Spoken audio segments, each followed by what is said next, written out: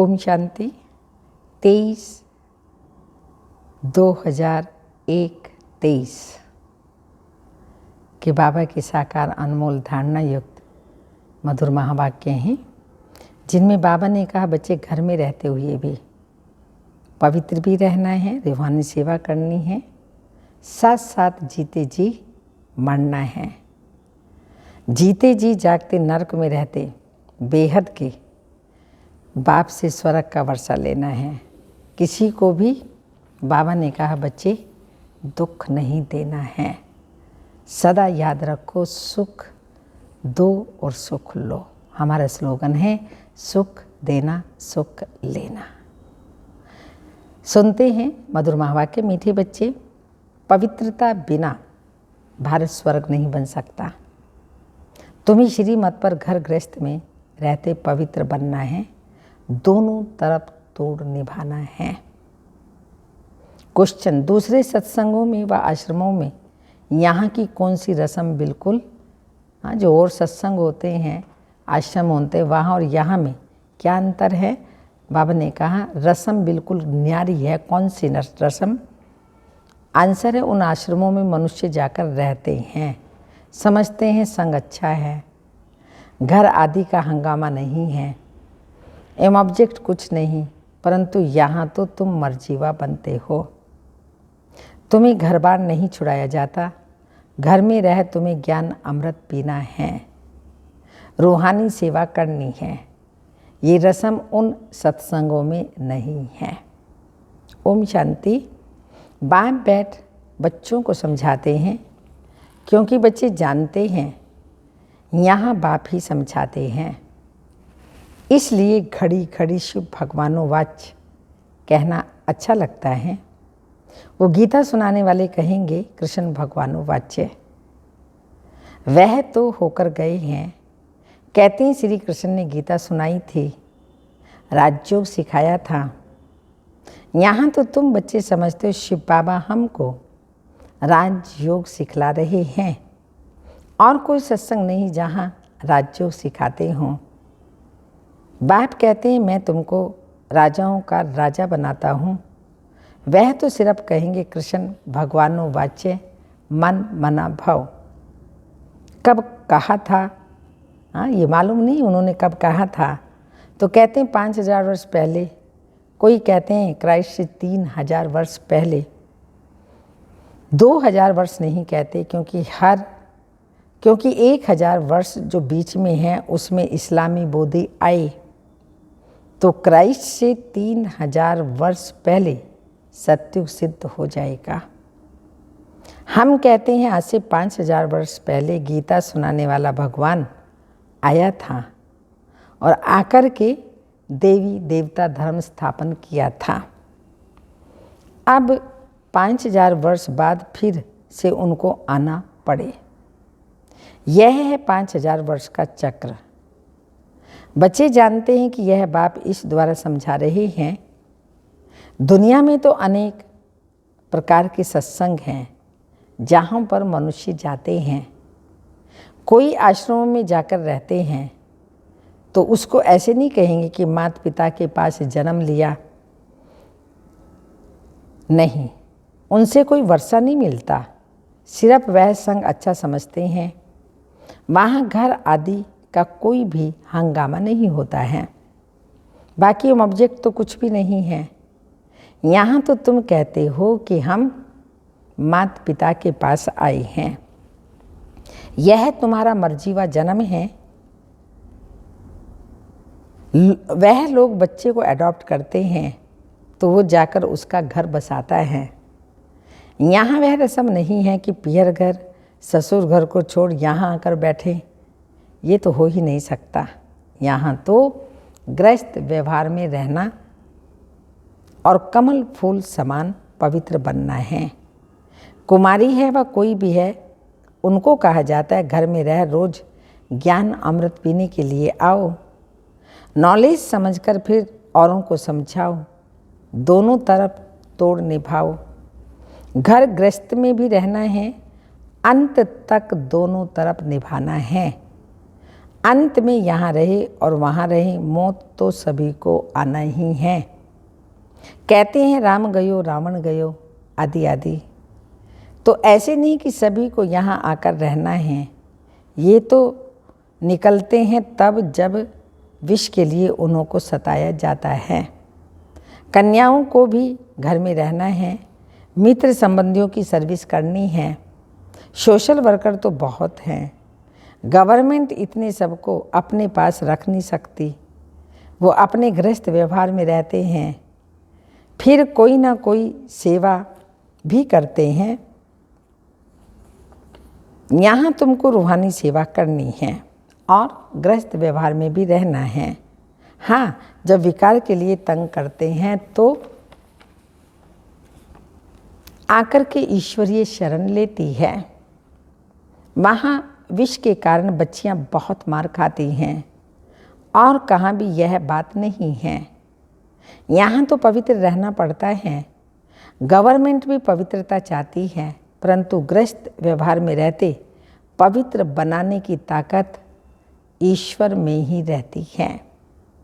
समय ऐसा है जो गवर्नमेंट भी चाहती है कि बच्चे जास्ती पैदा ना हों, क्योंकि गरीबी बहुत है। तो चाहते हैं भारत में पवित्रता हो, बच्चे कम हों।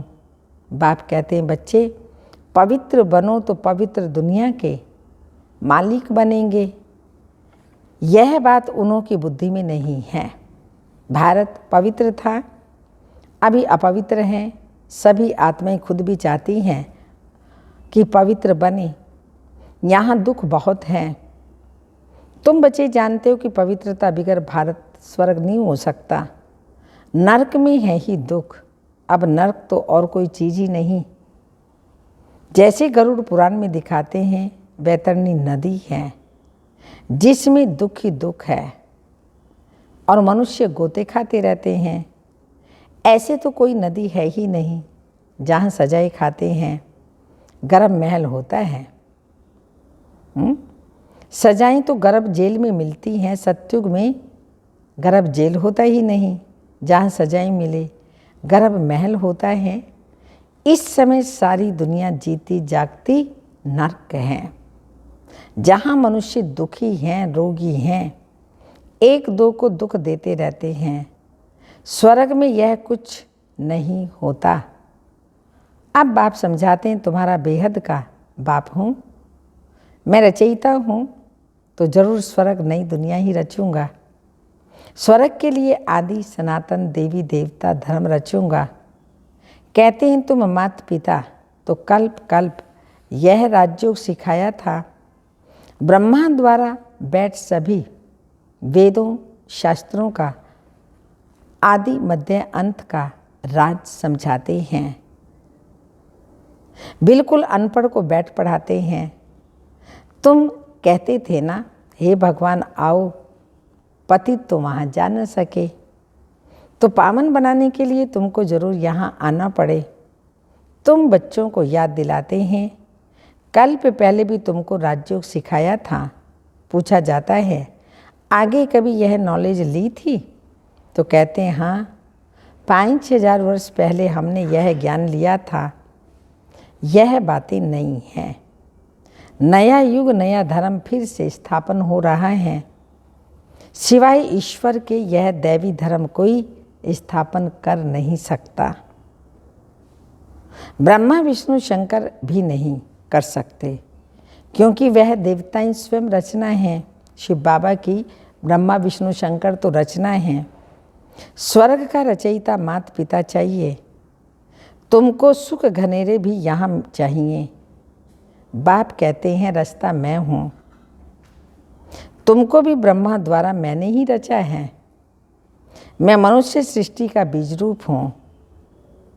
भल कोई कितना भी बड़े साधु संत आदि हों, परंतु किसी के भी मुख से ऐसा नहीं निकलेगा। यह है गीता के अक्षर, परंतु जिसने कहा वही कह सकता है, दूसरा कोई कह न सके। सिर्फ फर्क यह है कि निराकार के बदले श्री कृष्ण को भगवान कह देते हैं। बाप कहते हैं मनुष्य सृष्टि का बीज रूप परम धाम में रहने वाला निराकार परमात्मा मैं ही हूँ। तुम भी समझ सकते हो।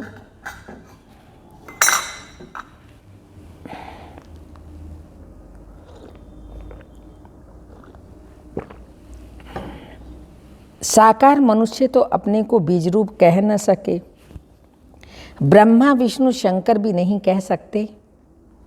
यह तो जानते हैं कि सबको रचने वाला शिव बाबा हैं। मैं दैवी धर्म की स्थापना कर रहा हूँ, ऐसे कहने की भी कोई में ताकत नहीं है।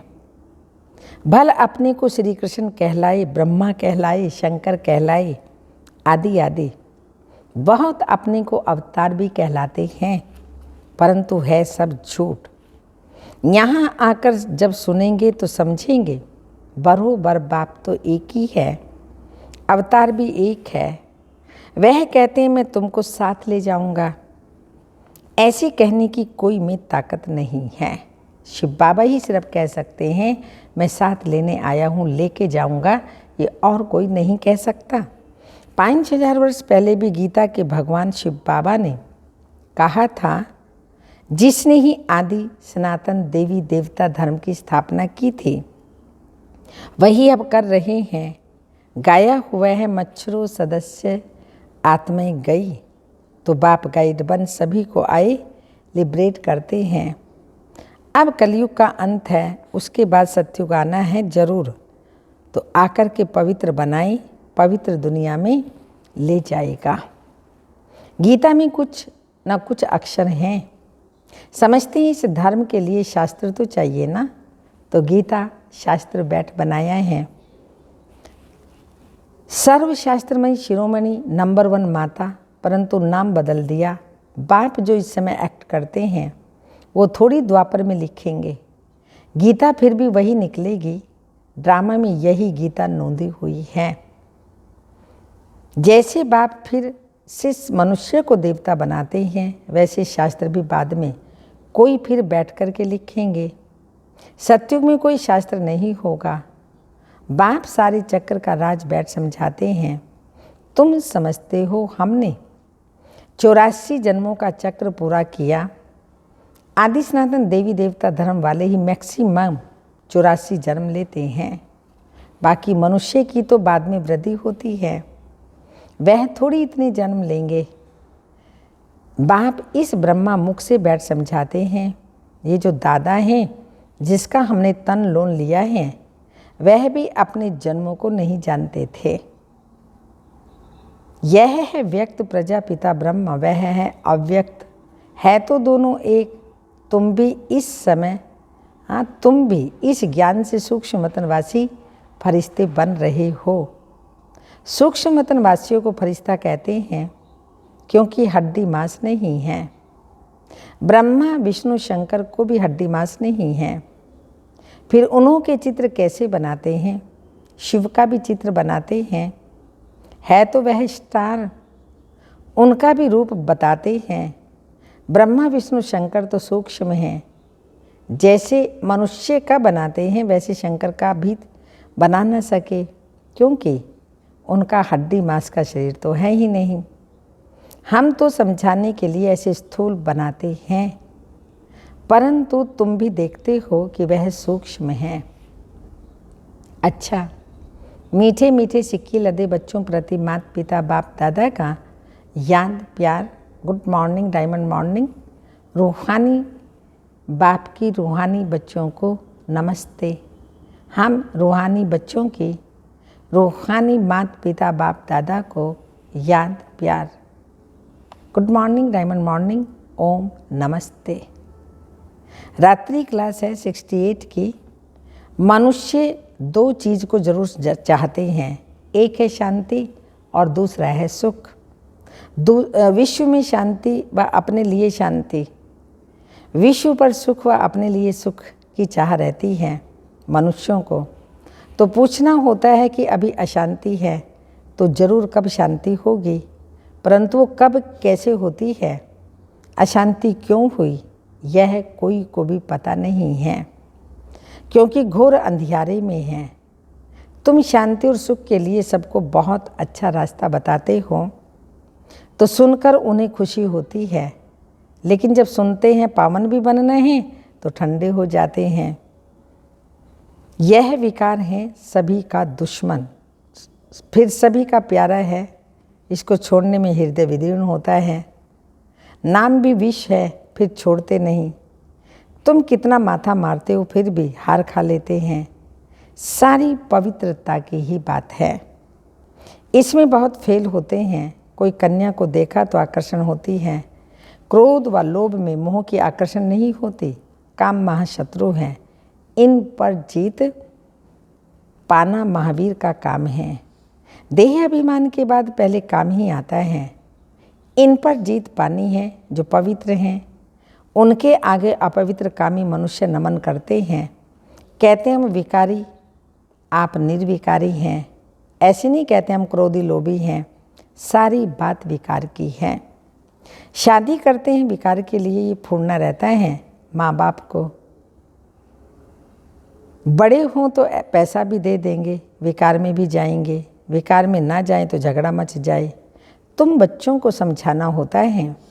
ये देवताएं संपूर्ण निर्विकारी थे। तुम्हारे पास ऑब्जेक्ट सामने है। नरसिंह नारायण राजाओं का भी राजा बनना है, चित्र सामने है। इसको सत्संग नहीं कहा जाता, ये पाठशाला है। सच्चा सत्संग सच्चे बाप के साथ है। तब तो जब सन्मुख राजयोग सिखावें आई बाबा, तब तो राजयोग सिखाएं। सत का संग चाहिए, वही गीता का ज्ञान देते हैं, अर्थात राजयोग सिखलाते हैं। बाप कोई गीता सुनाते नहीं, बाद में वो शास्त्र बनता है श्रीमद् भगवत गीता। बाबा तो संगम युग पर आकर सन्मुख ज्ञान देते हैं और राजयोग सिखाते हैं। मनुष्य समझते हैं नाम है गीता पाठशाला, तो जाकर गीता सुने। इतनी कशिश होती है। ये सच्ची गीता पाठशाला है, जहाँ 1 सेकंड में सदगति, हेल्थ, वेल्थ और हैप्पीनेस मिलती है।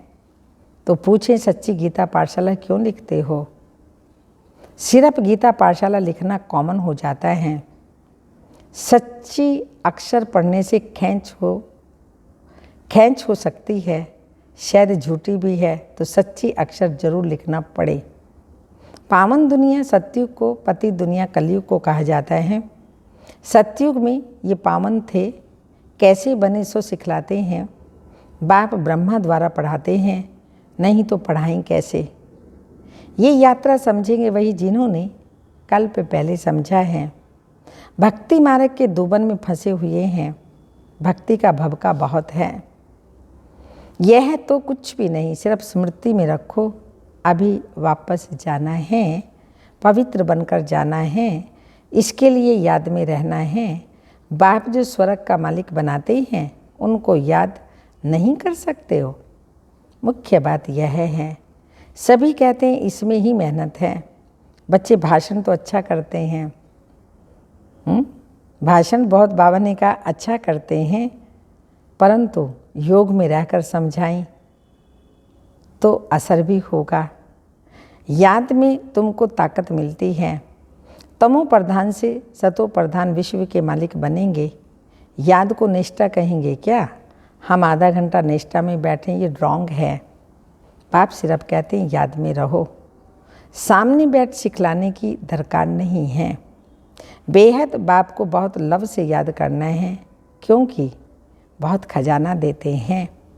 याद से ही खुशी का पारा चढ़ता है, अतीन्द्रिय सुख फील होगा। बाप कहते हैं तुम्हारी यह लाइफ बहुत वैल्यूएबल है, इनको तंदुरुस्त रखना है। जितना जिएंगे उतना खजाना लेंगे। खजाना पूरा तब मिलेगा जबकि हम सतो प्रधान बन जाएंगे। मुरली में भी बल होगा, तलवार में जौहर होता है।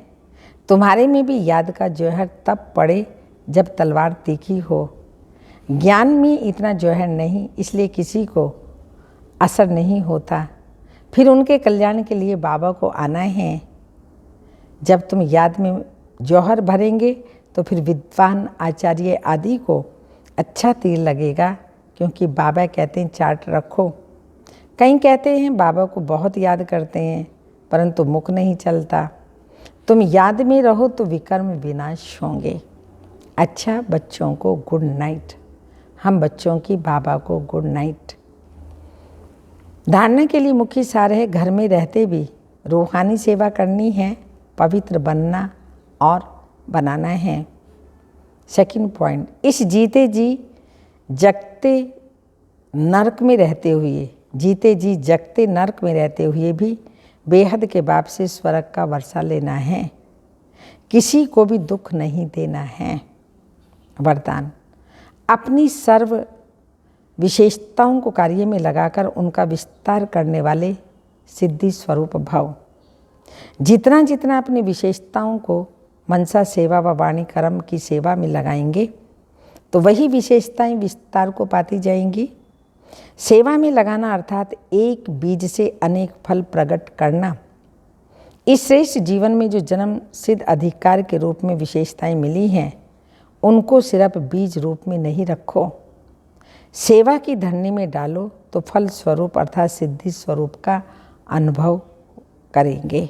स्लोगन, विस्तार को न देख सार को देखो और स्वयं में संभालो, यही तीव्र पुरुषार्थ है। विस्तार को न देख सार को देखो और स्वयं में संभालो तो यही तीव्र पुरुषार्थ है। अव्यक्त इशारे हैं। आजकल की दुनिया में राजनीति की हलचल है, वस्तुओं के मूल्य की हलचल, करेंसी की हलचल, कर्म भोग की हलचल, धर्म की हलचल।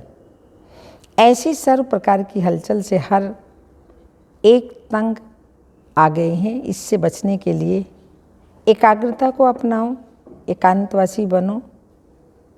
एकांतवासी से एकाग्र सहज ही हो जाएंगे, एकांतवासी से एकाग्र सहज ही हो जाएंगे। अच्छा, ओम शांति।